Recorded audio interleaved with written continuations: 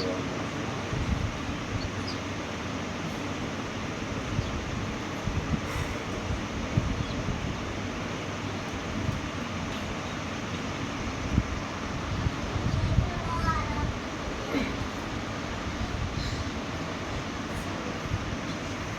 حول ولا قوة إلا بالله العلي العظيم. أعوذ بالله من الشيطان الرجيم. بسم الله الرحمن الرحيم. الحمد لله الذي هدانا لهذا وما كنا لنهتدي لولا أن هدانا الله. لقد جاءت رسل ربنا بالحق. الصلاة والسلام على أشرف الأنبياء والمرسلين مولانا ومولا الثقلين جد الحسن والحسين سيدا شباب أهل الجنة أبي القاسم محمد.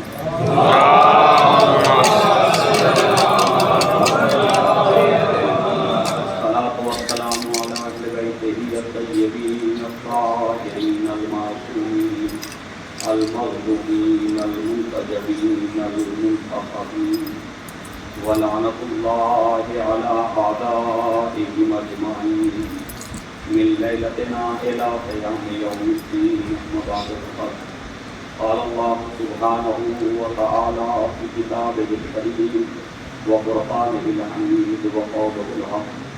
بسم الله الرحمن الرحيم. تبارك الذي بيده الملك وهو على كل شيء قدير. الذي خلق الموت والحياة ليبلوكم أيكم أحسن عملا وهو العزيز الغفور.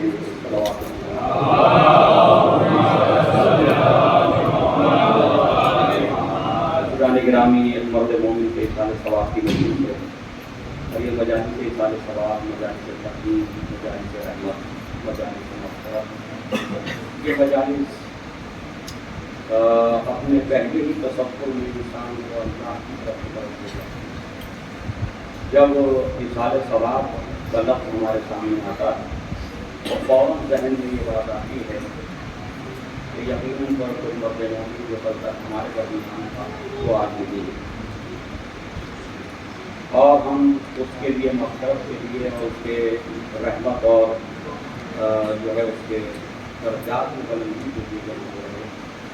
اور یہ جو سورہ فاتحہ ہے اور یہ ذکر محمد و آل محمد ہے، یہ مردین کے لیے بہترین اجر و ثواب کا باعث ہے، اس لیے کہ ذکر محمد و آل محمد تمام عبادتوں کی جان. کوئی عبادت ایسی نہیں ہے کہ جو ذکر محمد و آل محمد کے بغیر پوری ہوگی. کوئی عبادت ایسی نہیں. ہر عبادت میں ذکر محمد و آل محمد کو شامل کیا، اور یہ ہم نے شامل نہیں کیا بلکہ خود اللہ کے حکم سے حضور پاک حضرت محمد مصطفیٰ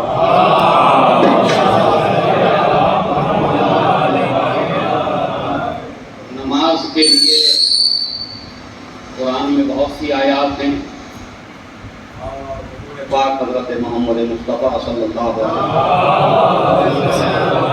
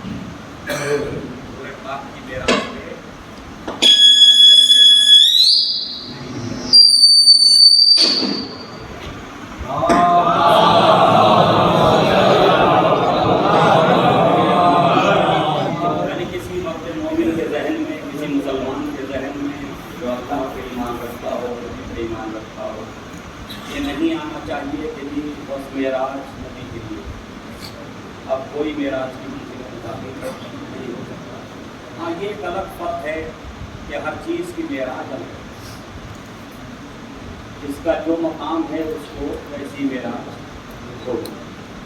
اب کیونکہ وہ نور تھے اور ان کی معراج نور کی طرف ہوگی، ہم خاک ہیں تو ہماری معراج خاک کی طرف ہوگی۔ سلام پڑھیں محمد علیہ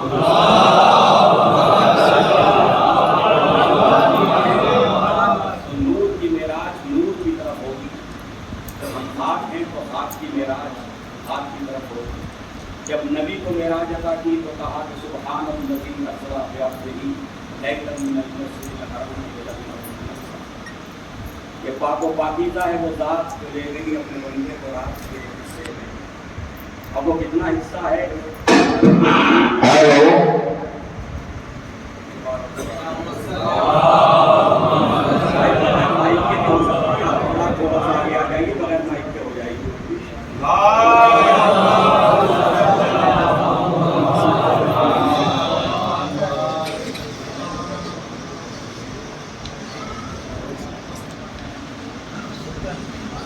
محمد وعلى محمد بلستر صلوات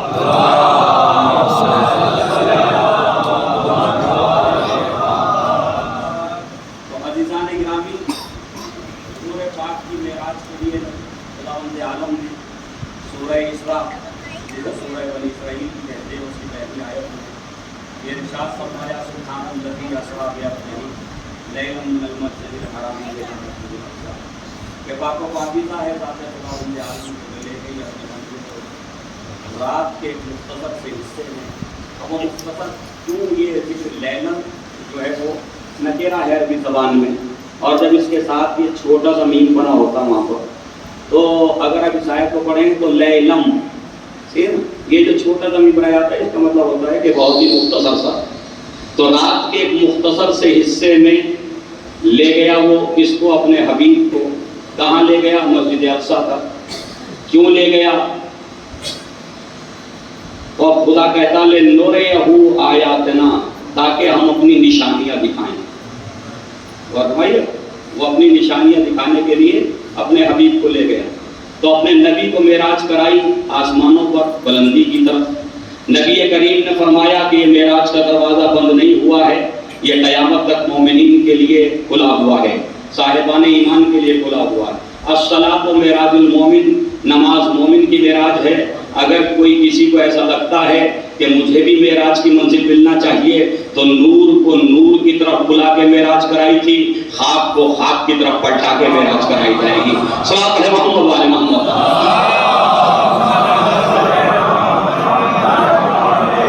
لہذا اگر آپ کو معراج چاہیے تو حضور پاک کے بقول نبی کے فرمان کے مطابق اپنی پیشانی کو سجدے میں رکھ دیجئے، آپ کو معراج حاصل ہو جائے گی۔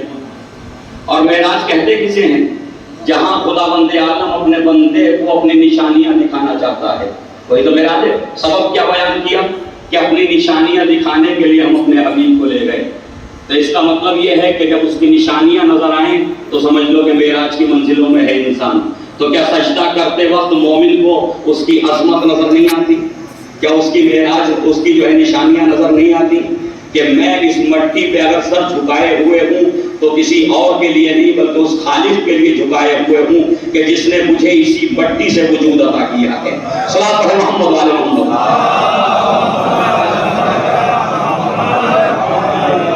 تو عزیزان گرامی،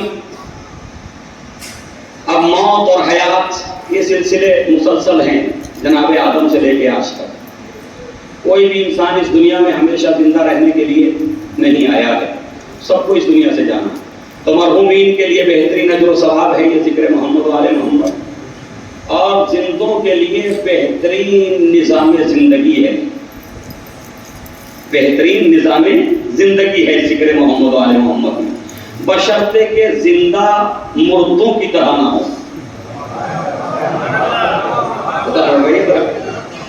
یہ نظام زندگی ہے ذکر محمد والے محمد، بشرطے کہ زندہ جو ہیں وہ مردوں کی طرح نہ ہوں، ان کے اندر سننے کی صلاحیتیں ہوں، سن کر کے سمجھنے کی صلاحیتیں ہوں، سمجھ کے غور و فکر کرنے کی صلاحیتیں ہوں، غور و فکر کے بعد کسی نتیجے پہ پہنچنے کی صلاحیتیں ہوں۔ اس لیے کہ ہو ہی نہیں سکتا کہ صاحب عقل کو کوئی بات بتائی جائے اور وہ اس پہ غور و فکر نہ کرے، اور اگر نہ کرے تو اس کا مطلب یہ ہے کہ وہ صاحب عقل نہیں ہے یا وہ انسان نہیں ہے۔ فرمائیے، جو کہ عقل کا کام ہے ہر سنی ہوئی بات کو درک کرنا، اور جب وہ درد کرتا ہے تو کسی منزل تک پہنچتا ہے، کسی نتیجے تک پہنچتا ہے۔ تو عزیزان گرامی، ہماری سمجھ میں تو یہ نہیں آ رہا کہ ہر مجلس سے پہلے اور ہر مجلس کے بعد دو مومنین کے درمیان اختلاف ہو جاتا ہے اور آتے ہیں کربلا کے اتحاد پہ داد دینے کے لیے، اور پھر آتے ہیں ان کی یاد منانے کے لیے کہ جو 72 تھے اور 72 کی طبیعتیں الگ تھیں، 72 کے سن و سال الگ تھے، 72 کی عمریں الگ تھیں، 72 کا مزاج الگ تھا، اور فرمائیے 72 کا مزاج الگ تھا، اور مزاج اور طبیعتوں کا فرق تو اس سن و سال سے پیدا ہو جاتا، ہوتا یا نہیں ہوتا؟ مزاج اور طبیعت کا فرق جو ہے وہ خود سن و سال سے پیدا ہو جاتا۔ بوڑھے کا مزاج کچھ اور ہوتا ہے، جوان کا مزاج کچھ اور ہوتا ہے، نوجوان کا مزاج کچھ اور ہوتا ہے، بچے کا مزاج کچھ اور ہوتا ہے، غلام کا مزاج کچھ اور ہوتا ہے، اور آقا کا مزاج، اور فرمائیے گا، آقا کا مزاج کچھ اور ہوتا ہے، شہزادی کا مزاج کچھ اور ہوتا ہے، اور کنیزوں کے مزاج کچھ اور ہوتے ہیں۔ لیکن اللہ نے اتنی مختلف طبیعتوں کو ایک مقام پہ جمع کر کے سب کے مزاج کو ایک کر دیا، تب سب کی طبیعتوں کو ایک کر دیا، اور میں سب کی طبیعتوں کو ایک کر دیا، ایسا ایک ہدف پہ متحد کر دیا کہ اب بچہ بچہ نہ رہا، جوان جوان نہ رہا، بزرگ بزرگ نہ رہا، اصغر ہے لیکن یہ کہ اب وہ بچپنا ختم، یا یوں کہوں کہ ہدف جب سمجھ میں آ جائے تو انسان کا بچپنا دور ہو جاتا ہے، جوانی سمجھ میں آ جائے جذبات دور ہو جاتے ہیں، اور جو ہے جس کو ہدف اور مقصد سمجھ میں آ جائے تو بڑھاپے کی کمزوریاں دور ہو جاتی ہیں۔ پھر وہی ہدف علی اصغر کو جوان بنا دیتا ہے، پھر وہی ہدف علی اکبر کو سنجیدہ کر دیتا ہے، پھر وہی ہدف بوڑھوں کو جو ہے وہ طاقت عطا کر دیتا ہے۔ یہی ہوتا نا، تو اس کا مطلب یہ ہے کہ جس کربلا نے 72 مختلف مزاجوں کو ایک ہدف پہ متحد کر دیا، اس کربلا کی یاد منانے والے جب آتے ہیں تو اختلاف کرتے ہوئے جاتے ہیں، تو اختلاف کرتے ہوئے پتہ نہیں کس کی یاد منا رہے ہیں ہم۔ صلی محمد علیہ محمد،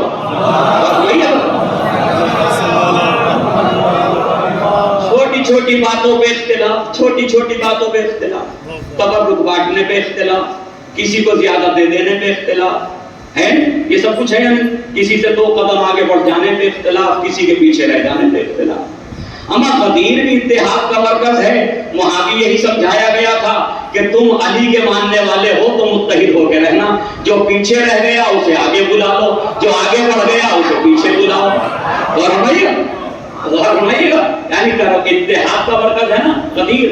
تو ہم تو غدیر والے بھی ہیں، ہم تو کربلا والے بھی ہیں، جن کے پاس اتحاد کے اتنے عظیم مرکز ہوں، اتنے عظیم مرکز ہوں، اور جنہیں سینٹر اور محور قرار دیا گیا ہو، مرکز بنایا گیا ہو کہ دیکھو اس سے آگے بھی نہ بڑھنا اور ان سے پیچھے بھی نہ رہ جانا۔ تو عزیزان گرامی، ان کے چاہنے والوں کو کیسا ہونا چاہیے تھا؟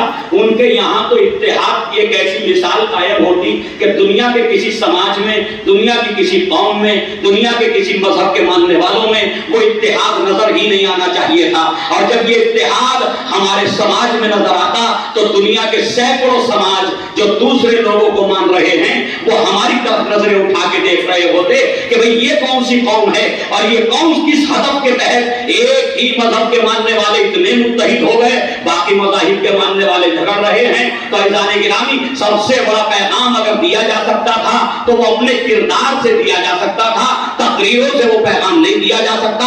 تقریریں کیا کریں گی؟ عظمت تو اہل بیت کی بیان کر رہے ہیں، اور عظمت کا بیان ختم ہوا اور ادھر اختلاف ہو گیا تو لوگ سمجھ لیتے ہیں خالی بیان ہی بیان ہے، اس کے پیچھے کوئی فلسفہ نہیں ہے۔ صلاۃ ہے محمد علیہ محمد۔ ہونا چاہیے تھا یا نہیں ہونا چاہیے تھا؟ تو یہ ہونا چاہیے تھا۔ تو عزیزان گرامی، کربلا نے موت پہ متحد کر دیا۔ غور فرمائیے گا، میرے جملے عرض کر رہا ہوں، کربلا نے موت پہ متحد کر دیا۔ ہم نے طول تاریخ میں، تاریخ انسانیت میں، تاریخ بشریت میں لوگوں کو مفادات اور زندگی پہ تو متحد ہوتے دیکھا۔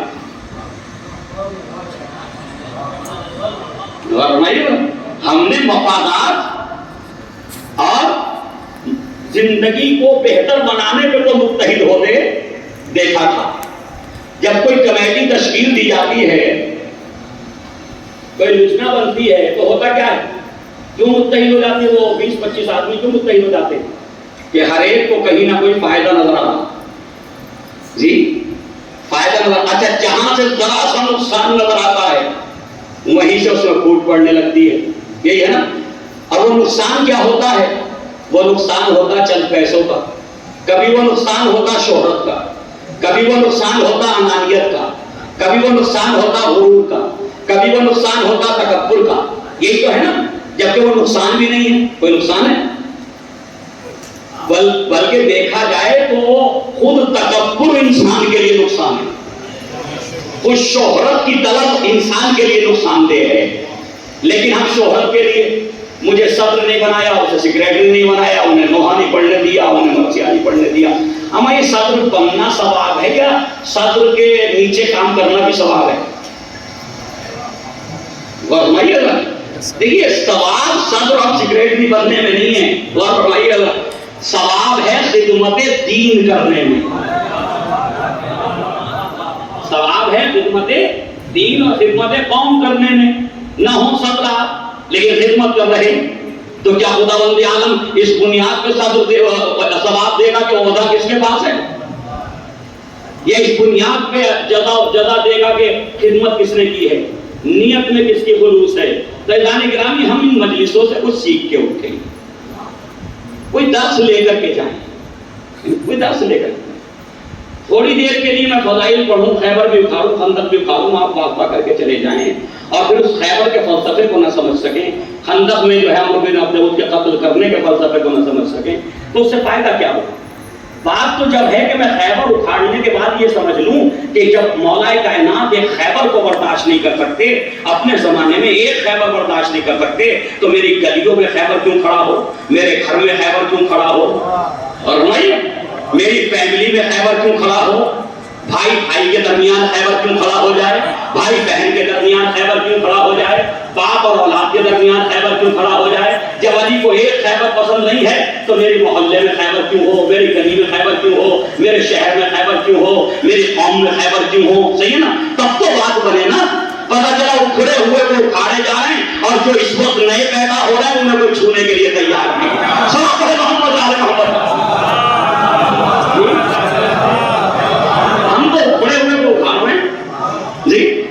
ہر خیبر کے لیے, اور فرمائیے ہر خیبر کے لیے علی کی ضرورت ہے. اچھا آج اب آپ کہیں گے مولانا وہ ایک دروازہ تھا خیبر کا, اب کون سا خیبر ہے ہمارے پاس؟ عزیزان گرامی بس یہ نظر کا فرق ہے. تاریخ نے اسے دروازہ ضرور لکھا, لیکن اگر امام علی کی نظر سے, حضرت علی اور نبی کریم کی نظر سے پوچھو خیبر کیا تھا, تو آپ فرمائیں گے خیبر کسی دروازے کا نام نہیں ہے. ہمیں دروازوں سے کوئی چڑ نہیں ہے. اسلام بڑے بڑے دروازوں سے کوئی نفرت نہیں کرتا جی, ورنہ علماء فتوا دے دیتے کہ 4 فٹ سے زیادہ کا نہ ہو.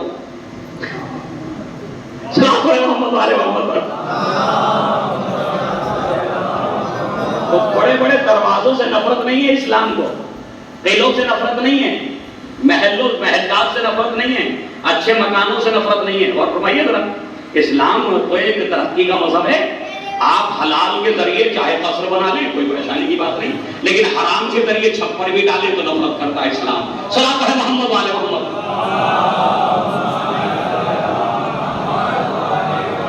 عزیزان گرامی اب سوال تو وہی ہے کہ خیبر ہے کیا؟ تو ہماری اور آپ کی نظر میں خیبر دروازہ, مورخین کی نظر میں خیبر دروازہ ایک بڑا گیٹ جسے 70 آدمی کھولتے ہوں 70 بند کرتے ہوں. صحیح نا, یہی ہے نا تاریخ. لیکن نبی کریم کی نظر میں خیبر کیا ہے؟ خیبر میں جو یہودی آباد تھے وہ یہودی شراب بنایا کرتے تھے, ان کا کام تھا شراب بنانے کا. شراب کی فیکٹریاں ان کی تھی, اور آج بھی شاید شراب کا سب سے بڑا کاروبار اور انہی سے دنیا میں پھیلا. اور فرمائیے نا دور جاہلیت میں سب سے بڑا بزنس شراب کا, حتیٰ کہ بعض علماء نے لکھا کہ شراب کا نام ہی تجارت تھا, یعنی متبادل ہو گئے تھے دو لفظ, یا تجارت کہہ دو یا خمر کہہ دو. خمر یعنی شراب, عربی میں خمر کہہ دو. تو عزیزان گرامی اب یہ شراب بناتے تھے. اسلام نے شراب مدینے میں حرام کر دی, اور صحابہ کرام نے اتنی شراب بہائی. بھائی صحابہ کرام بیچارے کوئی یہ تھوڑی کہ وہ کوئی آسمان سے فرشتے بن کے آئے تھے. بھائی اسی معاشرے میں رہتے تھے, کفار تھے, مشرکین تھے, وہی ایمان لے آئے تو ابھی تک سب پی رہے تھے. اور بھائی سب پی رہے تھے. تو اذان گرامی بس اتنا ہی فرق ہے اہل بیت میں اور صحابہ میں, جو ابھی تک پی رہا تھا وہ صحابی ہے.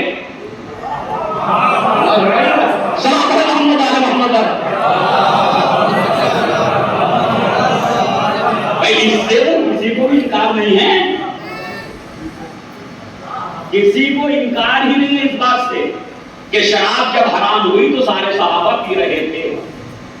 اور بھائی اس کا مطلب یہ کہ صحابی اہل بیت میں اتنا تو فرق سمجھ میں آتا کہ حرام ہونے سے پہلے جو پیے وہ شراب وہ جو ہے صحابی, اور جو حرام ہونے سے پہلے حرام سمجھے وہ اہل بیت. صلاۃ محمد علی محمد.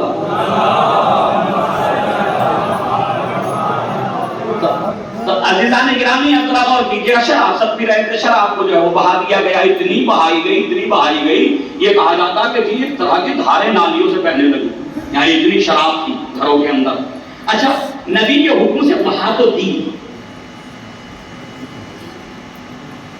یا اور تھوڑا سا وضاحت کے ساتھ کہوں کہ باپ نے کہا بیٹا اسموکنگ نہیں کرنی چاہیے, اچھی چیز نہیں ہے بیٹا, آج کے بعد دیکھا تو اچھا نہیں ہوگا. تو کیا چھوڑ دی بیٹے نے؟ جی بھائی چھوڑ دی نہیں, جو کھلے عام پی جا رہی تھی وہ پردے میں چلی گئی. یہی ہوا, کہتے ہیں کہ انسان جو ہے وہ عادت جو ہے وہ اتنی آسانی سے چھوٹتی نہیں ہے. چور چوری سے جائے لیکن ہیرا پھیری سے, یہ تو محاورے ہیں نا ہمارے. تو اذان گرامی وہ پی رہے تھے, چھپ کے پی رہے تھے.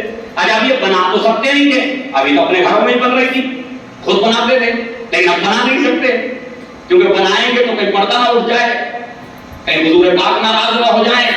ظاہری ناراضگی کا سب کو خیال رہتا ہے, ظاہری ناراضگی کا سب کو خیال رہتا کہ کہیں ناراض نہ ہو جائیں. یہی آج ہمارا طریقہ, جناب کہیں ناراض نہ ہو جائیں, سامنے کچھ مت کرو, پیچھے 1 گھنٹہ غیبت کرو. صلاۃ ہے محمد علی محمد. تو اب وہ ظاہری ناراضگی کا خیال تو تھا کہیں نبی ناراض نہ ہو جائیں, تو بنا نہیں سکتے تھے. یہودیوں نے کہا کہ تمہیں بنانے کی ضرورت نہیں ہے, رات کی تاریکی میں ہم پہنچا دیا کریں گے. اب جن کی عادتیں ہو گئی تھی وہ تلاش میں تو رہتے تھے, تو شراب جو ہے سپلائی کر رہے تھے یہودی.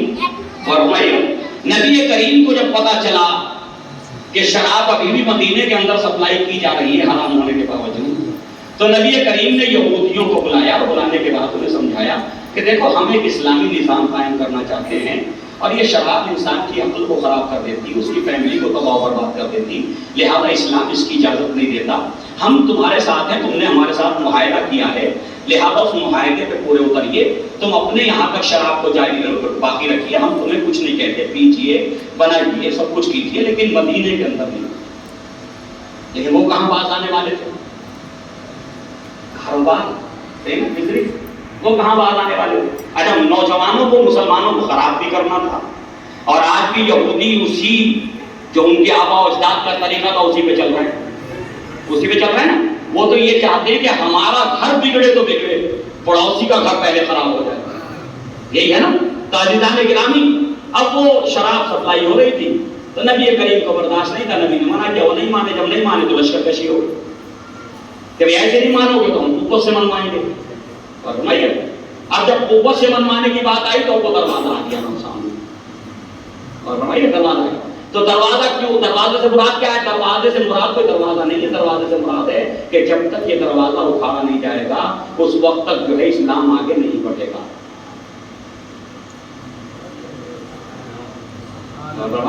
جب تک یہ دروازہ نہیں اکھڑے گا, ان کی قوت کو جو ہے ہم شکست نہیں دیں گے, ان کی قوت کو ختم نہیں کریں گے, ان کی کارستانیوں کو نہیں مٹائیں گے, تب تک یہ اسلام آگے نہیں بڑھے گا. اسلام کے احکام ہوئے زمین پہ نافذ نہیں ہو سکیں گے. تو اب مجھے حساب سے بتائیے اب کیا ہوا؟ خیبر کیا ہے؟ یعنی خیبر ہر اس چیز کا نام ہے جو اسلام کو آگے بڑھنے سے روک دے. یہ بہت ہی آرام سے خطابت کا کوئی انداز نہیں ہے نا کہ خیبر اس چیز کا نام ہے، ہر وہ چیز خیبر ہے جو اسلام کو آگے بڑھنے سے روک دے، ہر وہ چیز خیبر ہے۔ اب تو بات سمجھنا بھی، چاہے وہ دروازہ ہو یا کھڑکی ہو۔ اب آئیے، تو یہ ہر چیز خیبر ہے جو اسلام کو آگے بڑھنے سے روک دے۔ دو بھائی آپس میں لڑ رہے ہیں 1 فٹ زمین کے لیے، دونوں مومن ہیں، تو عزیزان گرامی یہ دونوں مومنوں تک اسلام کیوں نہیں پہنچا؟ اسلام تو کہتا المومن و اخو المومن، مومن مومن کا بھائی ہے، تو ان دونوں میں لڑائی کیوں ہوئی؟ اس کا مطلب یہ ہے کہ اسلام کو ان تک پہنچنے سے کسی چیز نے روک دیا۔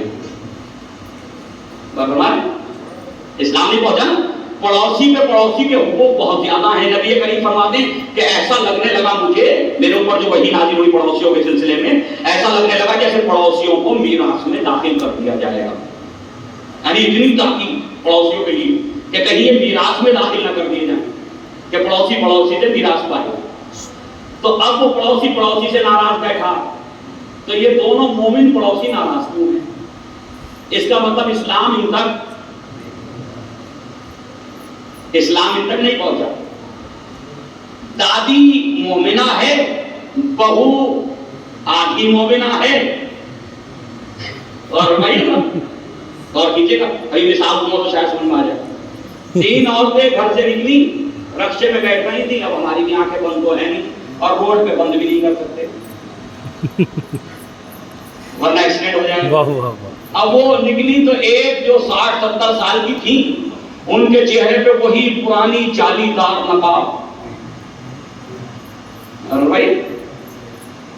پرانی وہی جالی دار نقاب ان کے چہرے پر تھی۔ ارے اسلام کہتا کہ تم سے فتنہ و فساد اب اتنا تم سے توقع نہیں ہے۔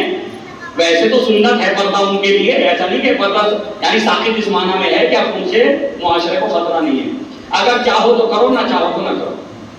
بڑھی عورتوں سے اس حد تک اسلام نے اجازت دے دی کیونکہ ان سے خطرہ کم ہے معاشرے کو۔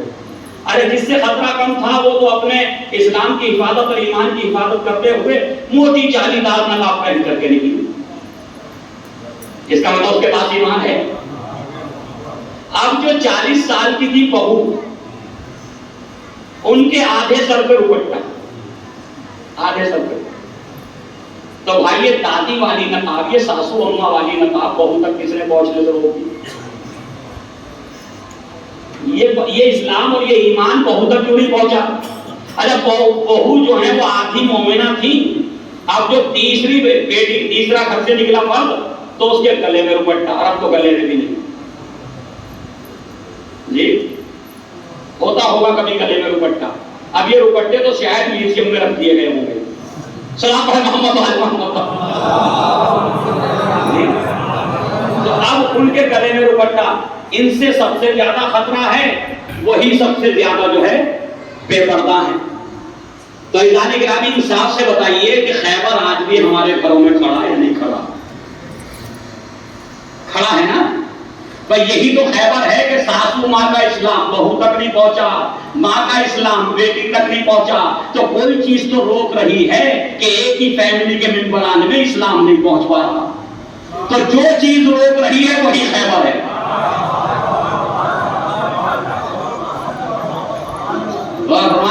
اب جو چیز روک رہی ہے وہی خیبر ہے۔ پڑوسی سے پڑوسی کو محبت کرنے میں، حقوق کی ادائیگی میں جو چیز روک رہی ہے وہی خیبر ہے۔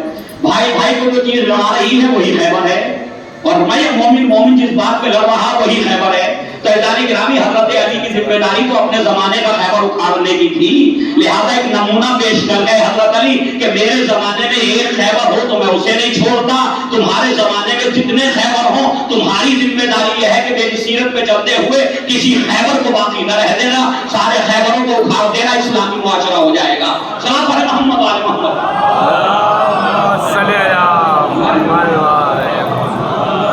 لیکن اب وہی کہ ان خیبروں کو اکھاڑے کون؟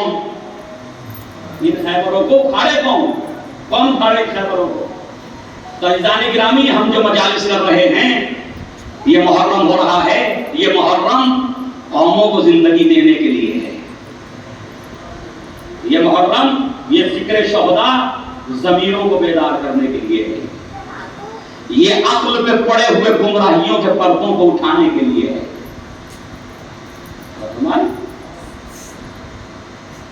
یہ گناہگاروں کو گناہوں کے راستوں سے ہٹا کر کے صراط مستقیم کی ہدایت کرنے کے لیے ہے. یہ بھائی بھائی کی نفرت کو محبت میں تبدیل کرنے کے لیے ہے. یہ اولاد اور والدین کے درمیان جو رنجشیں ہیں ان رنجشوں کو مٹانے کے لیے ہے. یہ خطا کار اور جس کی شان میں خطا ہوئی ہے ان دونوں کو ملانے کے لیے ہے. ایک نے غلطی کی ہے، ایک کی شان میں غلطی ہوئی ہے، تو لہذا ان دونوں کو ملانے کے لیے ہے. اسی لیے کربلا میں امام حسین نے حر کی مثال بھی پیش کر دی کہ اگر حر 1000 کے فوج کا کمانڈر ہو کے معافی مانگ سکتا ہے تو تمہاری اور میری حیثیت کیا ہے. یہ ہے کربلا، یہ ہے کربلا. تو کربلا کبھی دلوں میں اترے گی یا کربلا زبانوں پہ رہے گی؟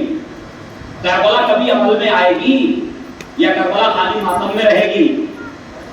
جی یہ کربلا کبھی میرے کردار میں جگہ پائے گی یا یہ کربلا خالی سینوں پہ رہے گی؟ ایک سوال تو ہے. تو عزیزان گرامی، کربلا جب دل میں اتر جاتی ہے اور کربلا جب ذہن کی مالک ہو جاتی ہے تو خدا کی قسم ساری دنیا ایک طرف ہو جاتی ہے اور وہ کربلا کے مٹھی بھر افراد ایک طرف ہو جاتے ہیں. ایک بار صلوات پڑھیں محمد علیہ محمد.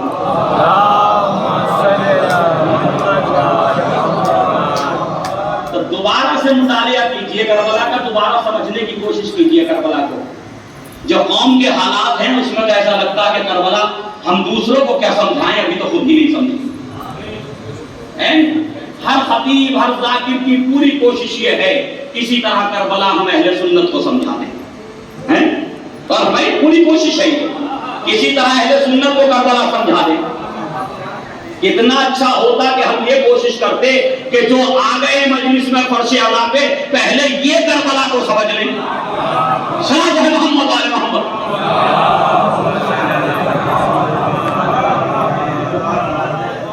پہلے یہ کربلا کو سمجھ لیں. اگر یہ کربلا کو سمجھ لیں گے تو دوسروں کو سمجھانا آسان ہوگا. جی دوسروں کو سمجھانا آسان ہوگا. میں ایک سوال کر رہا ہوں، بالکل میں کوئی یعنی اس وقت مجلس کے اس میں نہیں ہوں کیونکہ میری بھی طبیعت ایسی چل رہی اور عشرے کے بعد سے جو ہے وہ تھوڑا گلا بھی خراب ہے. صلوات پڑھیں محمد علیہ محمد. اور مجھے انصاف سے بتائیے، آپ سبھی حضرات سے ایک سوال کر رہا ہوں، انصاف سے بتائیے کہ یہ جو کربلا کا واقعہ ہوا اور امام حسین نے اتنی عظیم قربانیاں پیش کر دیں، نہ بیٹا عزیز رہا نہ بھتیجا عزیز رہا، صحیح نا؟ یہی تو ہوا نا. نہ بیٹا عزیز رہا نہ بھتیجا عزیز رہا، نہ بھانجے عزیز رکھے نہ بھائی عزیز رکھے. حتیٰ کہ جو سب سے اہم چیز تھی کہ جسے کوئی غیرت مند قربان نہیں کر سکتا، مولا نے اس کے لیے بھی اس کو بھی تیار ہو گیا قربان کرنے کے لیے. تو کیا اتنی عظیم قربانیاں امام حسین نے اس لیے دی تھیں کہ قوم ایسی پیدا ہو کہ جو میری قربانیوں پہ ہوئے، میری قربانیوں پہ گریہ کرے. وہ گریہ تو فطرت کا تقاضا ہے. اور سنائیے گا، یہ گریہ فطرت کا تقاضا ہے. جب مصیبت آتی تو آنکھیں نم ہوتی ہیں، وہ تو ایک الگ مسئلہ ہے. لیکن کیا مقصد و ہدف گریہ تھا؟ یہ سوال ہے اپنی جگہ. کیا مقصد اور ہدف گریہ تھا کربلا کا؟ اچھا اگر کوئی نہ روئے تو کیا کربلا ناکام ہو جائے گی؟ ایک سوال ہے اپنی جگہ. فرض کرو کوئی نہ روئے تو کیا کربلا ناکام ہو گئی؟ تو کربلا تو ناکام نہیں ہے، کربلا تو اپنے مقصد میں کامیاب ہے. تو کیا ماتم کے لیے کربلا، کیا نوحوں کے لیے کربلا، کیا ان مجالس کے لیے کربلا ہوئی، اس خطابت و ذاکری کے لیے کربلا ہوئی، یا کربلا کا ہدف و مقصد کچھ اور ہے؟ کربلا کا ہدف و مقصد یہ ہے کہ ذاکر ہمارا ذکر کرنے سے پہلے اپنے ذہن کو ہمارے کردار کے سانچے میں ڈال لے. ہمارے حوصلوں کا تذکرہ کرنے سے پہلے اپنے پڑوس میں مظلوم کے ساتھ اور ظالم کے خلاف کھڑے ہونے کا حوصلہ پیدا کر لے. ہمارے حوصلوں کا ذکر کرنے سے پہلے اپنے محلے میں اپنی گلی میں ظالم کے خلاف اور مظلوم کے ساتھ دینے کا حوصلہ پیدا کرے. یہی ہے نا. گناہوں کو اور بے دینی کو اپنے سے دور رکھے، اپنے آپ کو دین کے دامن میں جو ہے وہ دین کے دامن میں دین کے سپرد کر دے. یہی ہے نا. تو یہ تھی کربلا، اس لیے ہوئی تھی کربلا. عزیزان گرامی کتنے سال سے عزاداری کر رہے ہیں ہم جلوسوں کی عزاداری. شاید یہ پیغام اس ویڈیو کے ذریعے پہنچ جائے.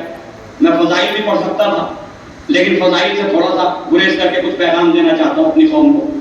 جلوسوں کی عزاداری کتنے سال کی ہوگی تقریباً؟ میں نے کوئی تحقیق نہیں کی، کوئی سرچ نہیں کی، لیکن پھر بھی شاید بزرگ حضرات یہاں موجود ہیں، شاید وہ بتائیں. جب سے جلوس نکل رہے ہیں، روڈ پہ آ رہے ہیں، علم تعزیہ تابوت سبھی کچھ ماتم ہو رہا ہے، ہو گئی ہوگی 50-100 سال کی تو ہو گئی ہوگی جلوسوں کی عزاداری. اتنی تو ہوئی ہوگی، کیونکہ بعد ملتا ہے کہ انگریزوں کے زمانے میں بھی جلوس نکلتے تھے، تو اس کا مطلب 100 سال کے قریب ہو گئی. عزیزان گرامی 100 سال اگر کسی قوم کو کسی ملک میں اتنی آزادی ملی ہوتی جتنی آزادی کربلا والوں کو ملی، کبھی کوئی پابندی لگی کسی جلوس پہ؟ اور یہ فخر ہے اس قوم کا، اور یہ قوم کو جو فخر ملا ہے وہ بھی ان کی اپنی وجہ سے نہیں ہے، فرزند رسول امام حسین کی قربانی کی وجہ سے. صلوات محمد علی محمد. یہ فخر بھی ہماری وجہ سے کہ شاید دنیا کے اندر کسی قوم کا دینی جلوس ہو جو اس ملک کے پارلیمنٹ کے سامنے سے گزرتا ہو. یہ سیکیورٹی کے اعتبار سے سب سے اہم ملک کی جگہ ہوتی نا. تو شاید دنیا کا کوئی کسی کو کوئی ایسا مذہب ہو کہ جسے یہ فخر حاصل ہو. تو یہیں سے سمجھ لو کہ امام کسے کہتے ہیں. جو اس کے ہم مذہب نہ ہوں ان کو بھی امام حسین نے ایسا پیغام دیا کہ جو میرا جلوس لے کے نکلے گا اس سے تمہیں گھبرانے کی ضرورت نہیں ہے، کیونکہ اس وقت یہ میرا علم اٹھائے ہوئے ہیں. صلوات محمد علی محمد. اس وقت یہ میرا جی، یعنی ایسا امن کا پیغام دنیا میں کہیں نہیں ملا ہوگا. یہ میرا علم اٹھائے ہوئے ہے، یہ میرا تازیہ اٹھائے ہوئے ہے، یہ میرے لیے گریہ کر رہا، لہذا اس سے ابھی ڈرنے کی ضرورت. اچھا بعد میں محرم کے بعد 10 آدمی جمع ہو کے ذرا گزر کے دکھا دینا، اور بھائیو گزر کے دکھا دینا تو شاید اتنا آسان نہ ہو. تو عزیزان گرامی جس قوم کو اتنی آزادی ملی ہو اور جس ملک کی حالت یہ ہو، اور بھائیو جس ملک کی حالت یہ ہو کہ وہاں چھوٹی چھوٹی چیزوں سے لوگ وسیلہ کر رہے ہیں. پتہ نہیں بات پہنچے گی یا اس کی بھی تھوڑا سا مثال دوں گا جب بھی سمجھ میں آئے گا. چھوٹی چھوٹی چیزوں سے وسیلہ کر رہے ہوں، کبھی کسی درخت کو پوج رہے ہوں، کبھی کسی حیوان کو پوج رہے ہوں، صحیح نا، کبھی کسی موذی اذیت دینے والے جانور کو بھگوان مان رہے ہوں. یہ سب ہے یا نہیں؟ تو جس ملک کے اندر چھوٹی چھوٹی چیزیں پوجی جا رہی ہوں، یا تو وہ اتنا ایجوکیٹڈ ملک ہوتا کہ جی وہ ان چیزوں کی توجہ ہی نہیں کرتا ان کی طرف وہاں کے رہنے والے، تو ذرا مشکل ہوتا کہ دلیل فلسفی چاہیے، دلیل منطقی چاہیے، اور وہی نا ہمیں بھی ایجوکیٹڈ ہونے کی ضرورت ہوتی.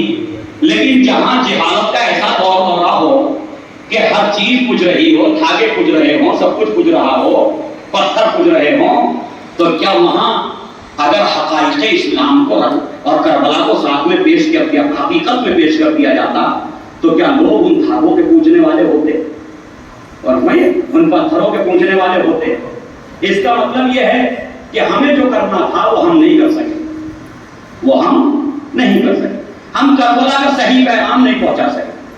تو 100 سال سے عزاداری ہو رہی، 100 سال کی عزاداری میں جو 100 سال سے تماشائی بن کے آ رہا تھا وہ اس سال بھی تماشائی ہی بن کے آیا. جو 100 سال سے تماشائی بن کے آ رہا ہے وہ شاید اگلے سال بھی تماشائی بن کے آئے گا، وہ اور 10 سال کے بعد بھی تماشائی بن کے آئے گا. تو بھائی ہم نے کیا کیا؟ اسے تو معلوم نہیں ہے کہ کربلا کیا ہے، اسے نہیں معلوم حسین ابن علی کون ہے، اسے نہیں معلوم یہ کربلا کا واقعہ کیوں ہوا. ہمیں تو سب کو معلوم تھا، ہمیں تو سب کو علم ہے، ہم ان تماشائیوں کو عزاداروں میں تبدیل کیوں نہ کر سکے. اور میں یہ نہیں کہہ رہا کہ ان کو شیعہ کیوں نہیں بنا سکے، نہ شیعہ کی بحث نہیں ہے، میں کہہ رہا ہوں وہ تماشا بین نہ ہو کر کے کم سے کم اتنا تو پیغام دے کے جاتے ہر سال کہ بھئی یہ تماشے کی جگہ نہیں ہے، یہ کسی مظلوم کا غم منایا جا رہا ہے۔ صلی محمد و آل محمد، اللہم صلی علی محمد و آل محمد۔ نہیں ہوا نا جی؟ اس کا مطلب ہمارے ماتم سے کوئی اچھا پیغام نہیں گیا، ہمارے نوحوں سے جیسا پیغام جانا چاہیے تھا وہ نہیں جا سکا، ہمارے نوجوانوں نے جو انداز اختیار کیا اس سے کہیں نہ کہیں کربلا کا کوئی پیغام صحیح طور پہ نہیں پہنچ سکا۔ پہنچا، بہت کچھ پہنچا، لیکن جیسے پہنچنا چاہیے تھا ویسے نہیں پہنچ سکا۔ عزیزان گرامی، اتنا بڑا جلوس ہوتا دہلی کے اندر، صحیح نا، اتنا بڑا جلوس ہوتا، اور شاید لاکھوں لوگ دیکھتے ہوں گے جلوس کو۔ کربلا نے ہمیں سیاسی طاقت بھی دی تھی اور ہمیں قومی پاور دی عطا کی تھی۔ کربلا ہمیں سیاسی طاقت دے رہی تھی۔ سیاست اور اسلام الگ الگ نہیں ہے، میں بات کو ختم کر رہا ہوں، ہمارے وقت گنجائش نہیں ہے۔ سیاست اور اسلام الگ الگ نہیں ہے، غلط فہمی لوگوں کی کہ اسلام میں سیاست کا کوئی دخل نہیں ہے۔ ہمیں جہاں سیاست نہیں ہے وہاں اسلام نہیں ہے، جہاں اسلام نہیں ہے وہ سیاست نہیں ہے۔ صلی محمد و آل محمد۔ تو عزیزان گرامی ذرا غور کیجئے گا، اتنا بڑا جلوس، 2 جلوس 3 جلوس ہوں گے، 3 جلوس تقریباً ہوتے ہیں دہلی کے اندر، لاکھوں لوگ دیکھنے آتے ہیں۔ ان جلوسوں کی حالت یہ ہے آج ہماری کہ جی ہر 4 آدمی 10 آدمی 20 آدمی ایک الگ بینر لیے کھڑے، ایک الگ بینر لیے کھڑے، یہ فلاں جگہ کی انجمن، یہ فلاں بستی کی انجمن، یہ فلاں بستی کی انجمن، یہ فلاں بستی کی انجمن، یعنی دلی کے جلوس میں 1000 گاؤں کے نام لکھے ہوئے، یعنی جو گزر رہا ہے یہ کہاں سے آئے، یہ بنارس کے ہیں، اچھا یہ کہاں کے ہیں، فیض آباد کے ہیں، یہ کہاں کے ہیں، یہ فلاں جگہ کے ہیں، یہ کہاں کے ہیں، یہ فلاں جگہ کے ہیں۔ تو جو سیاسی قوت ہمیں کربلا عطا کر رہی تھی اس کو بھی ہم نے برداشت نہیں کیا، اپنی لاشعوری سے اس سیاسی قوت کو بھی پامال کر دیا۔ اب جو گزرا یہ دلی کے رہنے والے نہیں تو دلی میں محرم منانے آئے، فرمائیے یہ تو دلی میں محرم منانے کے لیے پورے ہندوستان سے جمع ہوئے ہیں، یہی ہے نا، یہی پیغام جانا نا، پورے ہندوستان سے لوگ جمع ہوئے ہیں، تو ان کی تعداد کتنی ہوگی جب یہ پورے ہندوستان سے آگے اتنے ہیں؟ جی ان کی تعداد کتنی ہوگی جب یہ پورے ہندوستان سے جمع ہو کے اتنے ہوئے ہیں؟ تو ان کی تعداد کیا ہوگی؟ کتنا اچھا ہوتا کیا کربلا کا ماتم کرنے والوں کو، کربلا کے جلوس نکالنے والوں کو، امام کا پیغام نشر و اشاعت کرنے والوں کو کیا جو ہے ابھی بھی الگ الگ بینروں کی ضرورت رہ گئی تھی؟ کیا ایک ہی بینر کافی نہیں تھا اس قوم کے لیے کہ سب ایک ہی بینر بنا لیتے کہ ہم سب حسینی ہیں؟ جی تو کسی ظالم کو یہ کہنے کا موقع نہ ملتا، کسی خبیث کو، کسی ملعون کو یہ کہنے کا موقع نہیں ملتا، یہ ہیں ہی کتنے، اگر دوربین لے کے بھی دیکھو تو نہیں ملتے۔ کہا نا ایک صحابی صفت میں یہ ہیں ہی کتنے، تو یہ کیوں ہو رہا کہ ہم کتنے؟ ارے تمہیں ہمارا مجمع دیکھنا تو علم کے ساتھ دیکھو کتنے، بشرطے کہ یہ بینر ہٹ جائیں تو جناب عباس کا الگ ہی ایک بینر ہو جائے، یہ سب حسینی ہے، تو ایک سیاسی پیغام جائے گا یا نہیں جائے گا دشمنوں کو؟ جائے گا نا، کہ جب یہ دلی میں اتنے تو پورے ہندوستان میں کتنے ہوں گے؟ صلوات محمد علی محمد۔ بس ابھی جانے گرامی برچھی کا پھل نکال دیا سینے سے، ہے کسی میں ہمت، ہے کسی میں حوصلہ، جوان بیٹے کے سینے سے برچھی کا پھل نکال دے اور پھر لبوں پہ شکوہ نہ ہو۔ قاسم کے جنازے کے ٹکڑے، لاشیں کے ٹکڑے اٹھا لائے، یتیم حسن جس کے لیے حمید ابن مسلم کہتا ہے جب اس شہزادے پہ پہلی نظر جب خیموں سے نکلا تو خالی کرتا پہنے ہوئے تھے، جب خیموں سے نکلا یہ شہزادہ تو میں نے دیکھا پہلی نظر جو اس بچے پہ پڑی تو ایسا لگا جیسے 14ویں کا چاند زمین پہ اترا ہے، ایسا لگا جیسے 14ویں کا چاند زمین پہ اتر آیا ہو۔ میرا دل یہ کہتا تھا کوئی ظالم اس کے نیزہ نہ مارے، کوئی اس سے تلوار سے حملہ نہ کرے، اگر یہ مر گیا تو اس کی ماں زندہ نہ رہے۔ ذرا سوچو اگر یہ قتل کر دیا گیا تو اس کی بہنیں زندہ نہ رہ سکیں گی۔ ابھی تو امام نے اس بھتیجے کے لاشے کے ٹکڑے اٹھا لیے نا، آپ کے مولا نے اس بھتیجے کے لاشے کے ٹکڑے اٹھا لیے، اور وہ قربانی کہ جو عالم بشریت میں ہر انسان کو ہر دل کو دہلا دیتی، اس میں مذہب و ملت کا کوئی فرق نہیں ہے۔ عزیز وہ قربانی، وہ شش ماہے کی قربانی، وہ شش ماہے کی قربانی۔ عزیز تاریخ کہتی ہے اگر چند منٹ اور پانی نہ ملتا، چند لمحے اور پانی نہ ملتا تو شاید وہ بچہ خود ہی دنیا سے چلا جاتا۔ اسے تیر مارنے کی ضرورت بھی نہ تھی، اسے تیر مارنے کی ضرورت نہ تھی، وہ خود ہی دنیا سے چلا جاتا۔ لیکن ہاں عزیزوں، کیا ظلم ہوا کربلا کے میدان میں، جس وقت وہ سہ شعبہ تیر اور مولا نے چلہ کمان میں جوڑا اور ایک مرتبہ علی اصغر کے گلے کا نشانہ دیا۔ اب مجھے انصاف سے بتاؤ اس شہزادے کی 6 مہینے کے بچے کا گلا کتنا بڑا؟ کبھی تنہائی میں بیٹھ کے سوچنا کہ سہ شعبہ 3 نوکوں والا تیر، گرامی 3 جو نوکوں والا 3 بھالوں والا تیر اور 6 مہینے کی گردن۔ مجھے انصاف سے بتاؤ یقیناً وہ تیر بڑا ہوگا اور علی اصغر کی گردن چھوٹی ہوگی۔ کیا ظلم ہوا کربلا کے میدان میں۔ ایک مرتبہ جب سنسناتا ہوا تیر چلا ہے نا تو تاریخ کہتی ہے کہ اتنا پریشر تھا تیر میں کہ جیسے ہی علی اصغر کے گلے پہ لگا تو علی اصغر کے گلے کو چھیدتا ہوا ایک مرتبہ امام حسین کے بازو میں بے وست ہو گیا، امام حسین کے بازو میں بے وست ہو گیا۔ عزیزوں اس پریشر سے جو ابھی ذکر ہو رہا تھا نا، ایک مرتبہ تاریخ طبری کے جملے یہ ہیں، تاریخ طبری مورخ طبری جو ہے وہ اہل سنت کا مورخ ہے، وہ لکھتا ہے انقلب الصبی علی ید الامام، بچہ تیر کے وزن سے امام کے ہاتھوں پہ منقلب ہو گیا، تیر کے وزن سے امام کے ہاتھوں پہ منقلب ہو گیا۔ اور عزیزوں بڑی کشمکش میں ہیں آپ کے اور میرے مولا کربلا میں۔ ارے اکبر جنگ کرنے کے لیے آئے تھے، ام لیلہ کو خبر تھی کہ شہید کر دیے جائیں گے، قاسم میدان میں آئے تھے، ام فروا جانتی تھی شہید کر دیے جائیں گے، عباس نیزہ لے کر کے آئے تھے، تمام بیویاں جانتی تھی کہ شہید کر دیے جائیں گے، اور محمد آئے تھے میدان میں جانتے تھے کہ شہید کر دیے جائیں گے، لیکن اس بچے کو تو میں رباب سے پانی پلانے کے لیے لے کے آیا تھا۔ ارے میں رباب کو کیا جواب دوں، میں رباب سے کیسے کہوں کہ بچے کو قتل کر دیا گیا۔ اسی لیے کہ تاریخ کہتی ہے اکبر جیسے جوان کا جنازہ اٹھا لیا آگے کی طرف بڑھتے رہے، عباس جیسے برابر کے بھائی کے بازو اٹھا لیے خیموں کی طرف چلتے رہے، آن محمد کے لاشیں لیے خیمے کی طرف چلتے رہے، لیکن نہ جانے اس لاشے میں کتنا وزن تھا کہ 7 مرتبہ آگے بڑھے 7 مرتبہ پیچھے ہٹے، کہتے جاتے انا للہ و انا الیہ راجعون۔ اور میرے مولا میں یہی سوچ رہے تھے رباب کو کیا جواب دوں، میں تو اسے پانی پلانے کے لیے لایا تھا۔